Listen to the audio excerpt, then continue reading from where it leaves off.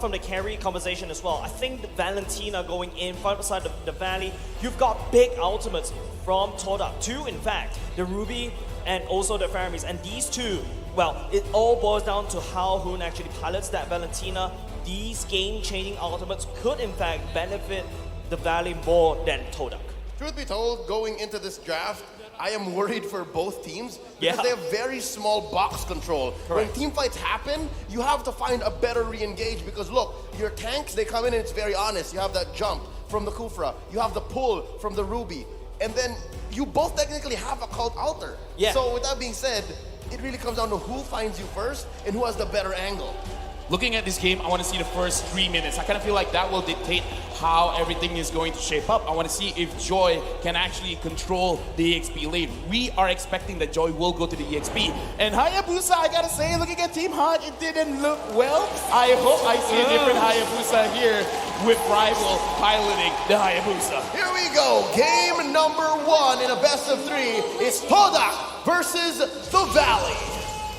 Right off the bat right here, you can see both these two teams already clashing. It's going to be Mohamed Zain starting at the purple, Rival starting at the orange. I think the second thing that both these two teams will be looking at is go for that Little Wanderer control. Yeah, it looks like both teams are playing slightly slow here, so no invade going for either teams. So we got to look at right now in terms of the lane as well. Looks like there's no Roja going on. The EXP laners are going to the EXP, the gold laners are going towards the goal. So both teams, I kind of feel like, because this is a best of 3, they want to see the kind of temperament that both sides have. Do they want to play a little bit more aggressive or do they want to be a little bit more passive? Which explains how, again, both teams let go of the whole box concept or range when going into this first game. Now Rival, just peeks. Very sneaky. It's like, you know, a ghost in the room as well, just trying to peek what the Valley is doing for now. Very good map control for TODAK, and it's just now that the Valley had a little bit of control from the top, and I don't know if this surprised you, Lafel, the Joy is actually winning against the Lapu. Semi not surprised, because in the early stages of the game, you do have to understand that the Lapu kind of needs his level 4. He's good at poking around with his passive, but the thing is, because Joy is moving so much, it's hard for him to actually hit his first kill directly onto Joy. So I kind of feel like right now, White Chicken with a lot of mobility is really confusing for me. Yep, look at this presence from TODAK down in the bottom lane. They know how important basic is, and they know the mid-game spike that the Brody can get. And Shark! Super Shark charging it up with the bouncing ball as well. Rival will be able to just walk on away. Basic, no engage, it doesn't stick. Yeah, because in that kind of situation, Rival could not know that the Kufra is there because of the changes of how the bush mechanic works with a lot of disengaged heroes. Formace is quite deep into the Valley's territory. Super Shark charges, but he charges all the way as well. Yumski will be hooked. Hoon will be the one against Hoon, and Rival picks up the first block for now. The fight ensues. Rival will be jumping all the way back. Mohamed Zain going in with the ultimate, but will not be able to connect for now. It's going to be Cult Archer activating, but Rival will be having the turtle control. TODAK, the Malaysians, claiming this territory early on. Not much for White Chicken to do. He has spent his ult, so he unlocked it, giving TODAK a clear and free turtle in about 30 seconds after the turtle spawned. Yeah, and that's because Formace was able to dictate the pace because he went into the Valley territory, actually forcing everyone to go towards him. And right now, TODAK is in the third for the highest average total kills at 1.7 in M4. And it's not really that surprising because they're really focusing on this early and mid stage of the game. So the Valley, they're still in a good situation because the difference in goal is only 400. It really doesn't make that big of a difference. Now, this is going into the 3-minute mark, right, Lafel? Looking at the state of the map right here, TODAK has already picked up the first turtle and also a bit of a goal lead, but not too far.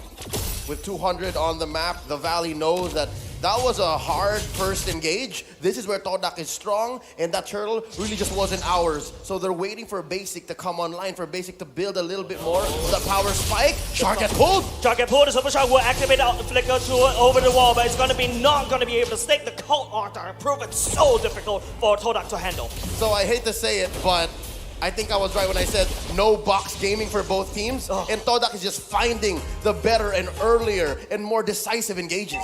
Yeah, right now I'm looking at the laning stage as well. Momo is actually trying to put Basic at a deficit because Yumski as well as Rival, they are waiting here, but the Valley kind of seems like they know what's up. Yeah, it feels like a party at the bottom lane. It's going to be Super Shark engages. Basic jumping up, but here comes the Cult Archer from the side of TODAK at the same time. Super Shark will be bouncing out, but will not be able to do anything for now. Both these two teams, they can't find a single single kill. Okay, with that kind of engage and disengage, we're looking for a potential clapback. The Valley just not ready for it, not right now. Oh, here we go. The shadow kill going in at the same time, but Supercharge will be dead to bouncing, but Rival will be able to get out. Yumski going through the purple box.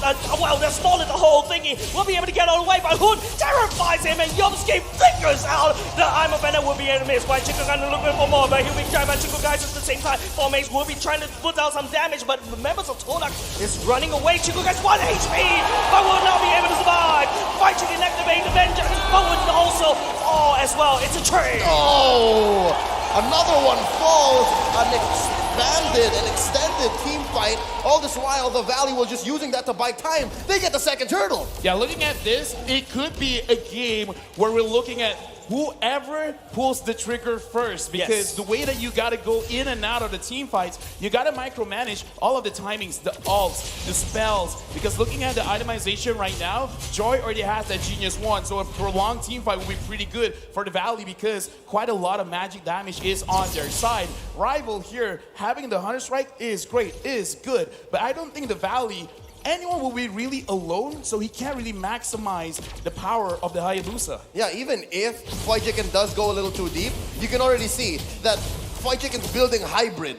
And I guess this is the best kind of Joy we'll ever see in M4. At least that's my personal opinion. Yeah, I totally agree, right? Remember, we talked about Joy. We're not too sure where she should go. Even there's a lot of debates online. And I feel like Fried Chicken is using this Joy to the best of what she can do, right? Pop the Vengeance, find a pick up at the back line, be super annoying, and then, cause some chaos at the chaos. All right, so far, it looks like the Valley has found their aggressive streak. Fried Chicken, though. Given an 800, 1K gold lead here in the mid-game 6 minutes, I'm thinking possibly just one more turtle before I start seeing Lord. And all this time, what this is buying for the Valley is time and space for Basic.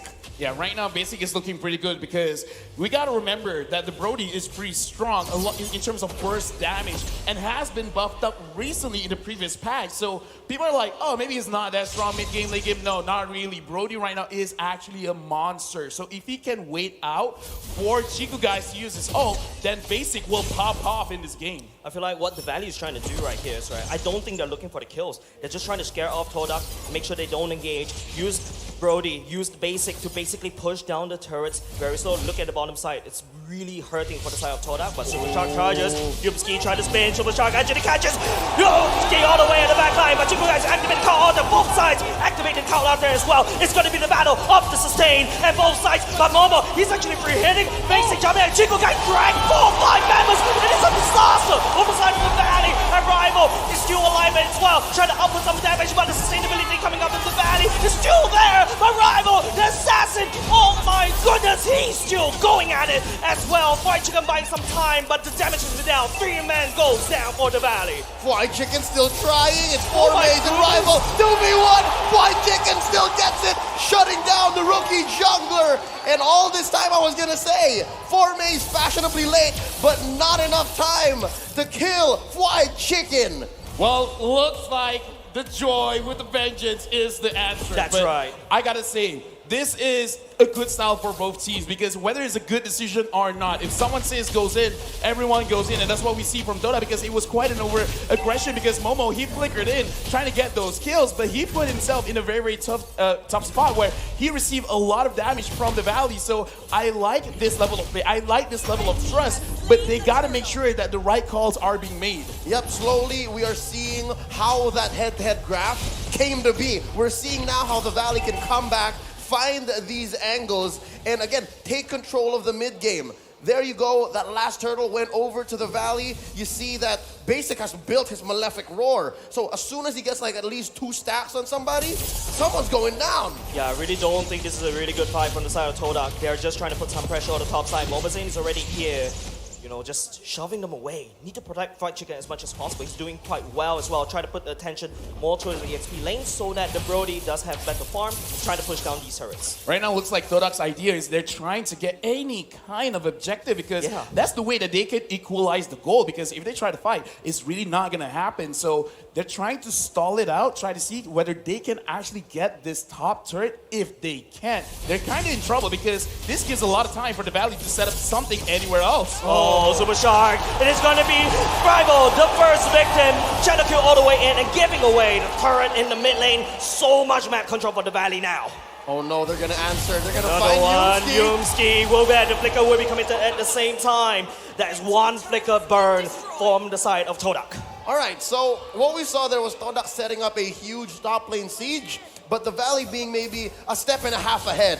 They pushed mid, they caught Rival, and then a false engage onto Yumski, but they forced the flicker, so I'm guessing that's a big win for the Valley. They had information because Mobazane was up there as well, so he assumed, okay, I just saw them top side. I don't see them again, so most probably they're gonna stay there. We could set up something in mid. So that's what happened. They saw what was there, and they made a very good assumption that they're not gonna move. So that's just calculated aggression. Oh, Is that a purple?